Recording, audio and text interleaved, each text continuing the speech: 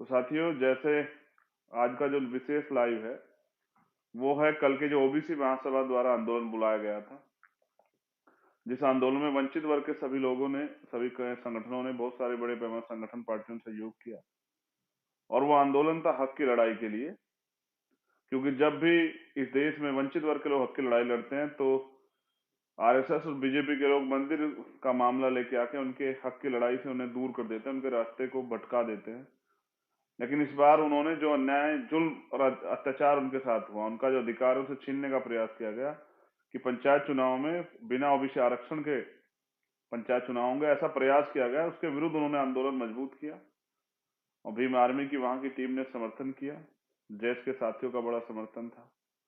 कल उनका आंदोलन था, मैं भी उसमें शामिल होने के लिए गया था, लेकिन आपके जानने की इच्छा भी थी कल हुआ क्या। तो साथियों, जैसे ही मैं एयरपोर्ट पहुंचा भोपाल और एयरपोर्ट उतरा ही तो कुछ पुलिस के लोग खड़े थे, इस तरह के कपड़े और झंडे पहने हुए जैसे वो हमारे संगठन और जो ओबीसी महासभा के साथी हैं उनके संगठन के लोग हों। और वो मुझे जाते लॉन्ज में चलने के लिए कहने लगे कि कुछ साथी और आ रहे हैं, फिर चलेंगे। और फिर उन्होंने मुझसे मेरे फोन और सब चीजें, आवश्यक चीजें जो हैं वो ले ली मुझसे। मुझे एहसास हुआ कि उन्होंने मुझे अरेस्ट कर लिया है। मैं उनसे खूब अपने अधिकारों की बात करता रहा, लेकिन सत्ता के दम पे दमन की प्रक्रिया चालू थी और 50 से ज्यादा की संख्या में पुलिस के आला अधिकारी और जो कर्मचारी हैं, सिपाही लोग, वो वहां मौजूद थे और उन्होंने तय कर लिया था कि वो मुझे जाने नहीं देंगे। लगातार मैं उनके सीनियर अधिकारियों से बहस करता रहा, कॉन्स्टिट्यूशन के जो के वैल्यू हैं, जो हमारे अधिकार हैं आर्टिकल 19 में, यदि उनकी बात करता रहा। लेकिन आज के लोकतंत्र में ये सिर्फ बेईमाना साबित होता, क्योंकि कोई भी पार्टी संविधान को मानती नहीं।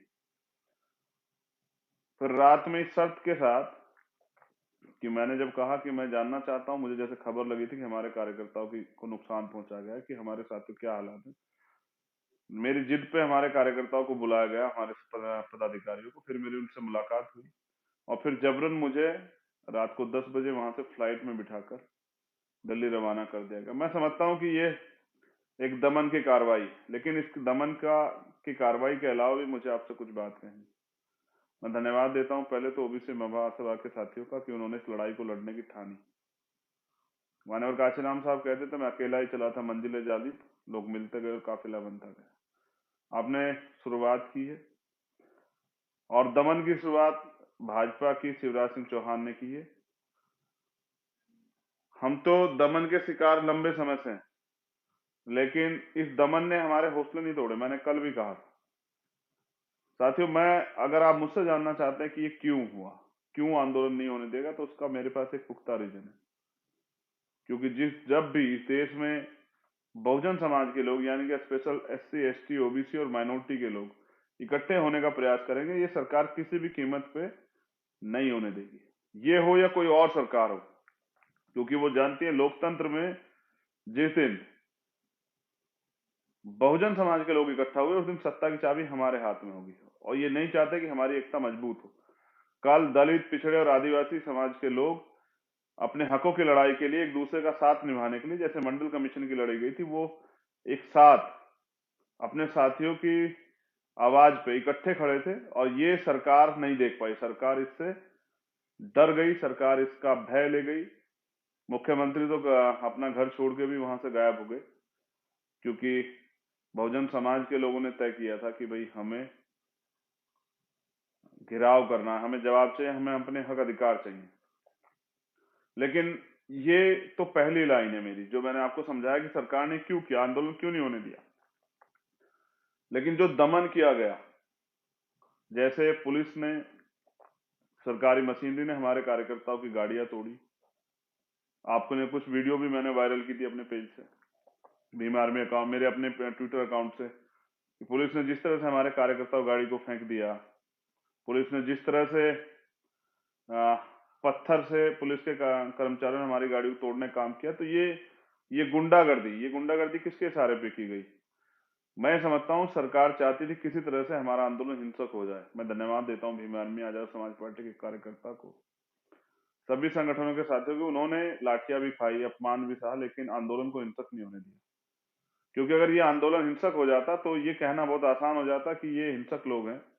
कल आपने अपने आंदोलन को एक तरह से, मैं इसे जीत तो नहीं मानता, लेकिन मैं ये भी विश्वास के साथ कहता हूँ, कल आपने एकता की शुरुआत की। लेकिन जो दमन की कार्रवाई मुख्यमंत्री ने शुरू की है, शिवराज सिंह चौहान जी ने, तो मैं बस उस पर आपको इतना कहना चाहता हूँ, मुख्यमंत्री जी, शुरुआत आपने की है और इस लड़ाई को अंजाम बहुजन समाज के लोग देंगे। आने वाले समय में ओबीसी महासभा, जैस और भीम आर्मी मजबूती से अपने माइनॉरिटी के साथियों को, सिख, बौद्ध, जैन, पारसी, मुसलमान जो साथी वहां जिनके संगठन को साथ लेके मध्य प्रदेश में तीसरा विकल्प बनेगी। क्योंकि अब आपसे और दूसरे दलों से, चाहे वो बीजेपी और कांग्रेस, हमारी उम्मीदें खत्म हो चुकी हैं। पिछले 71 साल में आज भी मध्य प्रदेश की, पूरे देश में आदिवासी हो, दलित हो, पिछड़े वर्ग के लोग हों, माइनॉरिटी के लोग हों, वो अधिकारों से वंचित है। और गजब की बात तो ये देखिए, अधिकारों से वंचित है और जुल्म, जाति, अन्याय, अत्याचार सह भी रहे हैं। जो संवैधानिक मूल्य हैं, संवैधानिक अधिकार है, उनसे वंचित हैं। हमेशा सरकारें बदलती हैं, सरकारें नहीं बदलती हैं, सिर्फ चेहरे बदलते हैं। लोगों की मंशा, नियत और नीति वही रहती है, जिसके कारण आज भी हम लोग रोटी रोटी के लिए मोहताज, हक अधिकारों के लिए मोहताज हैं। जिस जमीन को आदिवासी तैयार करता है, उसको सरकार के लोग, पूंजीपति लोग सरकार के साथ मिलकर छीन लेते हैं। जिस पिछड़े वर्ग की बात हम करते हैं, 52% ओबीसी वर्ग के जो लोग, जिनकी जो जनगणना है 31 की, उस जनगणना के आधार पर 52% पिछड़े वर्ग के लोगों को 12-14% आरक्षण, ये अन्याय, जुल्म, जाति आखिर कब तक? लेकिन कल पिछड़े वर्ग के लोगों ने मध्य प्रदेश में तो मोर्चा ले लिया और उन्होंने साबित कर दिया कि अब पिछड़े वर्ग के लोग इनकी झूठे छदम राष्ट्रवाद और हिंदुत्व के झूठे नारों में और धर्म और मंदिर मस्जिद के नारों में नहीं आएंगे। वो अब इस लड़ाई को मजबूती से लड़ेंगे और वो अब हक अधिकार चाहते हैं। और स्पेशली जैसे मैंने नौजवानों का जोश देखा, बहुजन समाज में पिछड़े वर्ग के लोग, नौजवानों को, पिछड़े वर्ग के नौजवानों को मैंने जोश देखा इस आंदोलन में, उससे स्पष्ट हो गया है कि पिछड़े आने वाला वक्त जो है ना, वो बहुजनों का है। डॉक्टर अंबेडकर कहते हैं कि जाओ अपनी घर की दीवारों पर लिख दो, हम इस देश के शासक हैं और हमें इस देश का शासक बनना। ये बात डॉक्टर अंबेडकर ने तब कही जब हमारे घरों पे दीवारें भी नहीं थी, लेकिन एक सपना था उनका, एक विजन था कि एक समय आएगा हम ही लोग इस देश में शासक बनेंगे। और नौजवानों से भी मैं कहना चाहता हूं कि हम आंदोलन दोबारा करेंगे और मजबूत आंदोलन करेंगे, इतना मजबूत आंदोलन करेंगे जैसे कल आपके आंदोलन ने भाजपा के मध्य प्रदेश के जो शासनकाल सत्ता की ताबूत में कील ठोकने का काम किया। आने वाला जो आंदोलन है वो इनको सत्ता से बेदखल करने का काम करेगा। वो आंदोलन जिसको दमन से रोकने का प्रयास किया गया, कल पूरे मध्य प्रदेश में जो माहौल था, हर वो जिले के बॉर्डर को जो है सील किया गया, पुलिस लगा के हमारे कार्यकर्ताओं को पहले डिटेन किया गया, फिर बाकी कार्यकर्ताओं को रोका गया, फिर कार्यकर्ताओं लाठीचार्ज किया गया। इस अपमान का बदला भाजपा आरएसएस के जो सरकार के लोग, उनसे हम जरूर लेंगे, लेकिन हम ये संवैधानिक तरीके से लेंगे। मैंने कल एक हैशटैग भी देखा, रात में आके मुझे मेरे साथियों ने दिखाया, जिसमें कुछ सरकार के लोग चला रहे, चंद्रशेखर आजाद पे राशुका लगाओ। तो मैं कह रहा हूं, आइए, स्वागत है ना आपका। अगर पिछड़े वर्ग के हितों की रक्षा के लिए लड़ते मुझे मेरे ऊपर राशुका लगती है तो मैं स्वागत करूंगा।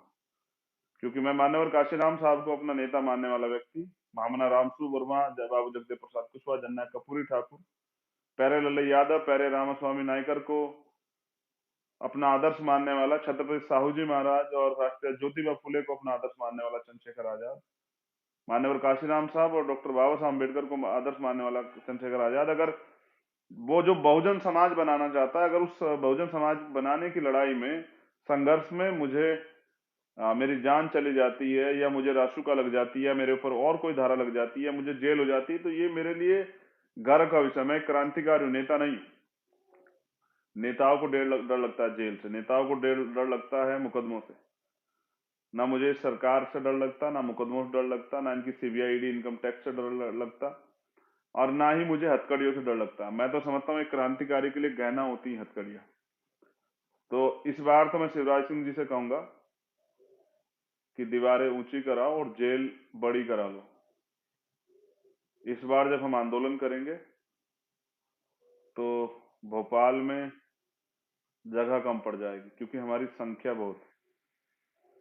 90% बहुजन समाज के लोग रहते हैं मध्य प्रदेश में, जिनके पास शासन सत्ता होनी चाहिए थी, जो खुद देने वाले समाज होते, जो प्रदेश में वंचित वर्ग के लिए नीतियां बना रहे होते, वो समाज कल सड़कों पे आ, अन्याय अत्याचार के खिलाफ लड़ रहा था, अधिकारों के लिए लड़ रहा था। मुझे यह तो अच्छा लगा कि वो लड़ रहा था, लेकिन मैं समझता हूं कि अगर जितना जल्दी ये समाज अपनी ताकत को पहचान जाएगा, वोट की वैल्यू को समझ जाएगा और दो दुश्मन का फर्क कर लेगा, उतना जल्दी वो अपनी जो समस्याएं उन पे भी पार पा लेगा, उन समस्याओं का हम निराकरण कर देगा। जो दैनिक समस्या उनके जीवन में है और जो उनकी तरक्की के रास्ते में जो कीलें ठोकी गई उनको भी निकाल देगा।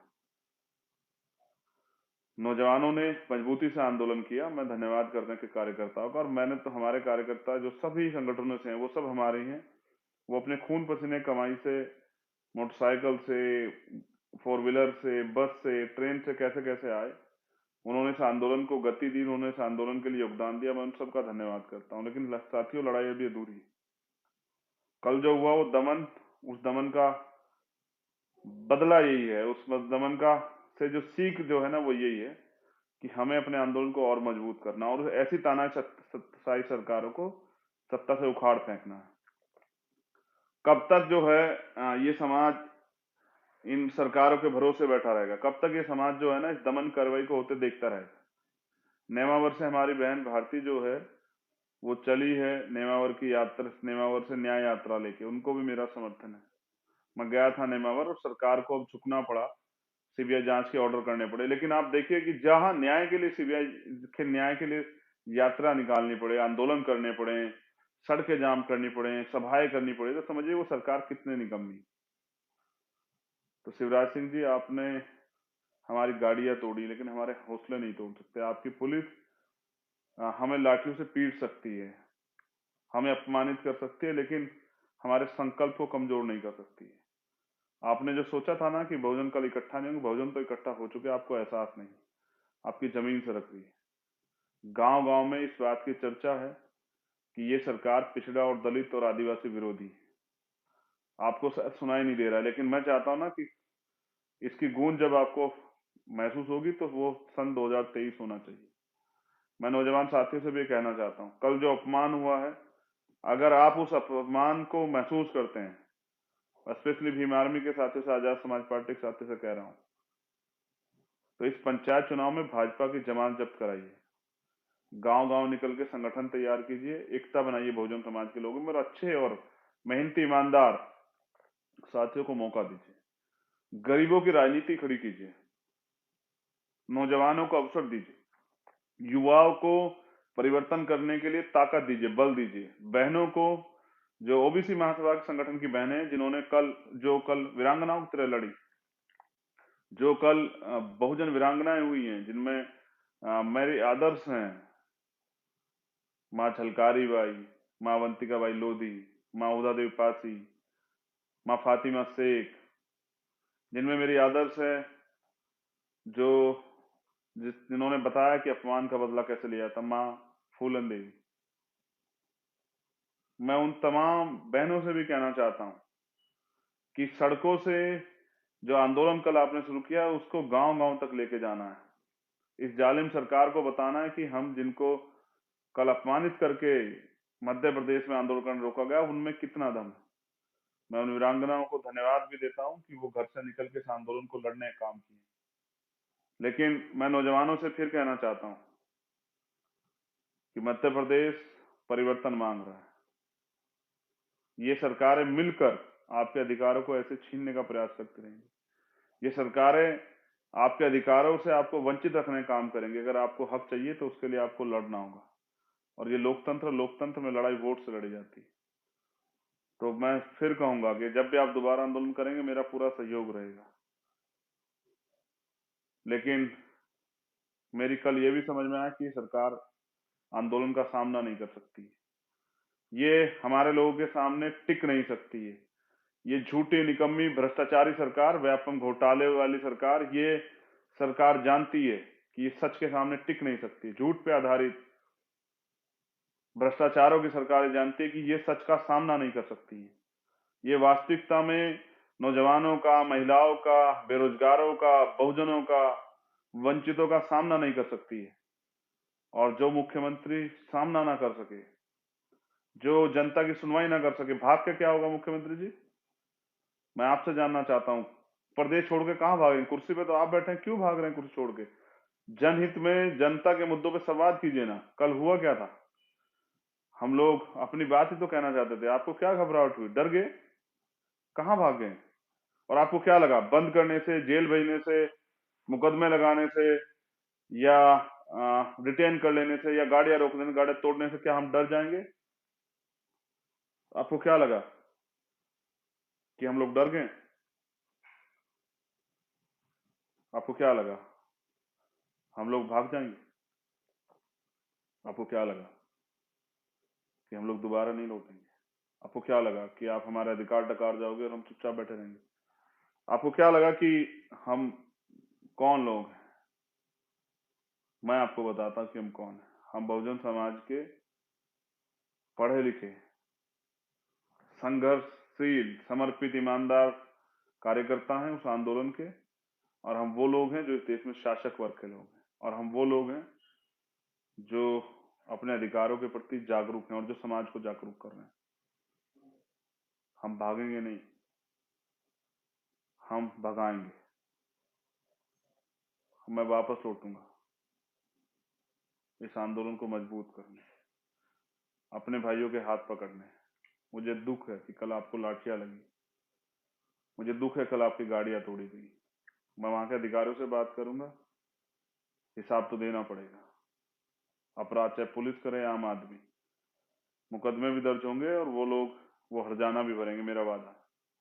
कार्यकर्ता निराश ना हो। जिन कार्यकर्ता की गाड़ी टूटी है, मोटरसाइकिलें टूटी है, वो सीनियर लीडरशिप से, दोनों प्रदेश अध्यक्ष से, सुनील अवस्थी जी से, विनोद जी से, और जो साथी बहन कल्याण, रजनी कल्याणी जी से, और जो साथी हैं उनसे बात करें, आकाश राहुल जी से, दुले सिंह जी से, उन सब लोगों से बात करें, सुनील बेले जी से, जो राजेश, जो हमारे सीनियर, उनसे बात करें, अपने जिलाध्यक्ष से बात करें। ये कानूनी लड़ाई भी लड़ी जाएगी। मैं तो जिस तरह से कल वहां फोन जब्त किए गए, मुझे ऐसा भी लगता है कि मेरे एक घटना याद आई जो यलगार परिषद के लोगों के साथ हुई थी, कि जबरदस्ती उनके फोन में, उनके लैपटॉप में से कुछ झूठे मैसेज किए गए, कुछ सॉफ्टवेयर फिट किए गए। मुझे तो ऐसा भी लगता है कि भारतीय जनता पार्टी के लोगों ने कुछ ऐसी साजिशें भी की गई होंगी पुलिस के द्वारा सहयोग लेके। लेकिन हम पढ़े लिखे लोग हैं, हम समझते हैं आपकी सारी चालों को। अब जैसे जैसे हम बहुजन एकता को हम बनाने का काम करेंगे, ये हमारे लोगों में आपसे टकराव कराने का काम करेंगे, कुछ हमारे लोगों को तोड़ने का काम करेंगे, विभिन्न संगठनों में हमें झगड़ा कराने का काम करेंगे। हमें सचेत रहना है।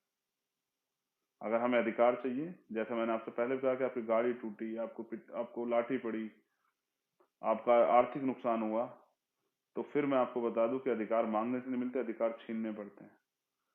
और जिसको जिसको आजादी चाहिए गुलामी से, चाहे वो सामाजिक हो, आर्थिक हो, राजनीतिक हो, उसको कुछ ना कुछ तो बलिदान देना पड़ेगा। लेकिन हम भूलेंगे नहीं मुख्यमंत्री जी, हम भूलेंगे नहीं। आरएसएस के गुंडों हम भूलेंगे नहीं। और मैं बहुजन समाज के लोगों से भी कहना चाहता हूँ, सभी संगठनों के साथियों से, कि आप भी अपनी मेमोरी को मजबूत करो, भूलना मत। दो रास्ते हैं, एक तो मांग, जिस तरह लंबे समय से मांग करते आ रहे हैं, मांगते आ रहे हैं, जिसमें आपका हाथ ऐसे है, क्या तो ऐसे बने रहिए। या फिर जब डॉक्टर अंबेडकर ने जो कहा कि गुलाम को गुलामी का एहसास करा दो, वो अपनी बेड़ियां स्वयं काट देगा। जैसे बाबू जगदेव प्रसाद कुशवाहा कहते हैं कि पहली पीढ़ी गोली खाएगी, दूसरी पीढ़ी जेल जाएगी और तीसरी पीढ़ी राज करेगी। जैसे हमारे और महापुरुषों ने कहा है कि एक रोटी कम खाना, लेकिन अपने बच्चों को जरूर पढ़ाना। तो अपनी इतिहास को जानिए साथियों। जैसे वीर भगवान बिरसा मुंडा लड़े, तांत्या भील लड़े अपने अधिकारों के लिए। और एक चीज और मेरी समझ में है, मुझे कहने में भीम आर्मी के लोग साथी सुनेंगे, आजाद समाज पार्टी के, एक चीज मेरी कल और समझ आई कि जाति व्यवस्था उन लोगों ने बनाई लेकिन ये सच नहीं है कि जो आपके जाति का है, आपके वर्ग का है, वो आपका हितैषी हो सकता है। इसका प्रमाण हमने कल शिवराज सिंह जी से देखा। अगर आप ये कहते हैं कि ये हमारी जाति का है और ये हमारा हितैषी है, या ये हमारी जाति से आता है, इस वर्ग से आता है, ये हमारा हितैषी होती है, तो इसका प्रमाण हमने कल शिवराज सिंह जी से देखा कि वो पिछड़े वर्ग से आते हैं और पिछड़े वर्ग के लोगों पे, दलितों पे किस तरह का अन्याय अत्याचार आदिवासियों पर कल उन्होंने किया। और जो 131 MP schedule caste schedule tribe के बैठे हैं, उनमें भी देख लीजिए 90% लोग क्या हाल है।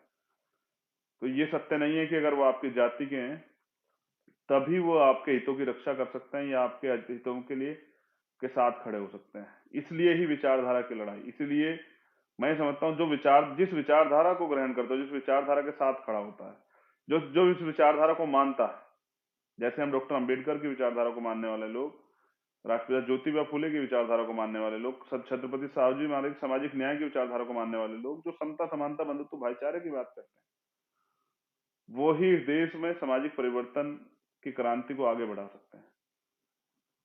जो अगर आप ये सोचते हैं कि बीजेपी आरएसएस के संगठनों में रह के आप समाज का भला कर सकते हैं, तो ये आपकी गलतफहमी है। क्योंकि काशीराम साहब कहते हैं कि दूसरों के महलों से अच्छी होती है अपनी झोपड़ी। तो विचारधारा का हमारा घर वो उन करोड़ों रुपए वालों, महलों वालों से ज्यादा अच्छा है। कल आपने जिन साथियों ने मेरे लिए आवाज उठाई, ज्ञापन दिए, तमाम तरह प्रयास किए, मैं उन सभी कार्यकर्ता साथियों को, पदाधिकारियों का भी धन्यवाद करता हूँ। लेकिन ये आवाज सिर्फ मेरे लिए नहीं उठनी चाहिए, हर उस कार्यकर्ता के लिए उठनी चाहिए। जैसे कैलाश जी अभी जेल में है, कैलाश जायसवाल जो हमारे मुंबई के अध्यक्ष हैं आजाद समाज पार्टी, वो जेल में, उनके साथ और 2 साथी जेल में हैं।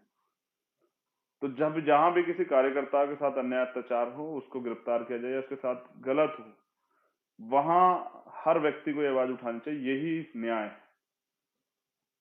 तभी जाके मैं सबको समझाता हूं कि व्यक्ति बड़ा नहीं होता, विचार बड़े होते हैं, विश्वास बड़ा होता है। तो जहां भी एक किसी भी कार्यकर्ता के साथ गलत हो, वहां ये आवाज हमें उठानी चाहिए। बहुत बहुत धन्यवाद, आपने मुझे सुना। मध्य प्रदेश के साथियों से कह रहा हूं, कल के अपमान का बदला जरूर लिया जाएगा। बदला इसी तरह लिया जाएगा कि जिस सरकार ने हमें बेइज्जत किया, उस सरकार को सत्ता से बेदखल करा के और अपने लोगों को सरकार में, यानी कि बहुजन समाज के लोगों को सरकार में बिठाना है। और अब हम ज्यादा दिन वहां मांगने वाला समाज नहीं बना रहेंगे, देने वाला समाज बनेंगे। हम बहुजन समाज बना के वहां सत्ता में स्थापित होंगे और सत्ता में स्थापित होके वंचित वर्ग के लोगों के लिए तरक्की के रास्ते खोलने के लिए नीतियां बनाएंगे। हम चल लौटेंगे और एक बड़ा आंदोलन करेंगे। तारीख आप तय कर लीजिएगा, मिलके मैं वापस आऊंगा। मेरे लिए यही राजनीति है कि जहां मेरी जरूरत हो मैं वहां खड़ा रहूं। मैं दोबारा फिर कह रहा हूं अपने पिछड़े वर्ग के भाइयों से कि जो कारवा मान्यवर काशीराम साहब अधूरा छोड़ गए हैं, उसको पूरा करने के लिए मैं अपने जीवन का एक क्षण, लहू का आखिरी कतरा लगा दूंगा। मुझे बस सिर्फ आपके विश्वास की, आपके सहयोग की जरूरत है। आपने निकम्मे झूठे लोगों पे विश्वास किया है, आप सच्चे लोगों पे, ईमानदार लोगों पे, संघर्षशील लोगों पे विश्वास कीजिए और अवसर दीजिए।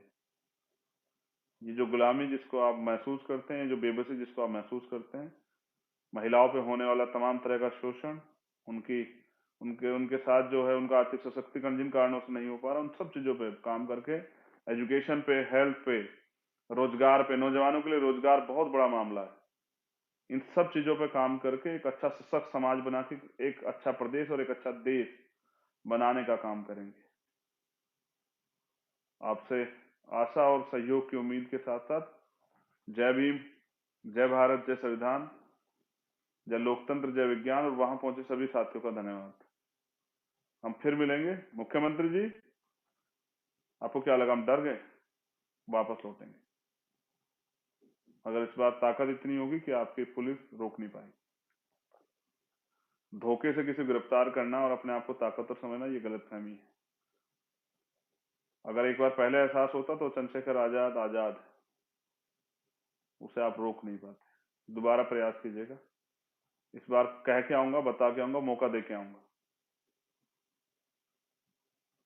जय भीम, जय भारत।